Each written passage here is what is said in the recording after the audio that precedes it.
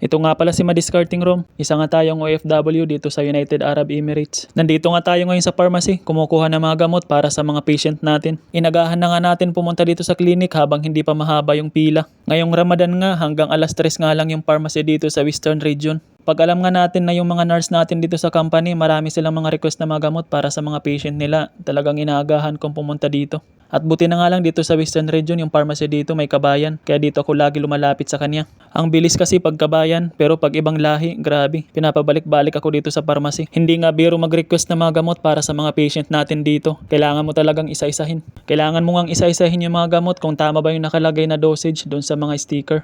Pagdating nga sa pagre-request ng mga gamot ng mga patient, sobrang stricto ko nga sa mga nurse dito. Palagi ko nga nire-remind yung mga nurse dito sa company na wag magre-request ng mga gamot ng mga patient nila hanggat may stock pa, hanggat hindi pa due date. Dahil hindi nga yan ibibigay dito sa pharmacy pag alam nilang marami pang stock. Makikita nga nila yan dito sa system kung kailan yung last kuha ng gamot.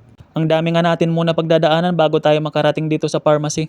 Una nga, pupunta muna tayo sa reception para i-register yung patient natin dun sa doktor. Pagdating naman sa doktor, hindi agad tayo may entertain yan. Kasi nga mas priority nila yung mga patient mismo na nandito sa hospital kaysa sa mga nagpaparefill lang ng gamot. Kaya palagi ko talagang pinapaalala sa mga nurse dito sa company na huwag magre-request ng mga gamot hanggat marami pang stock sa bahay ng patient. Biruin nyo, ilalagay ng doktor yung mga gamot ng patient nyo isa-isa doon sa system. Pero pagdating natin dito sa pharmacy, hindi natin makukuha dahil nga ang dami nyo pang stock doon sa bahay ng patient. Kaya sa mga kapwa ko OFW dyan, lalong-lalo na sa mga nagtatrabaho sa home care bilang patient coordinator, kailangan nyo nga maging stricto pagdating sa mga gamot para hindi nasasayang yung mga oras nyo. At saka pag nandito ka sa ganitong trabaho, kailangan talaga mahaba ang pasensya mo. So ayun lang naman guys, hanggang dito lang muna yung vlog natin. Pag umabot ka nga sa vlog na to, pa-follow naman.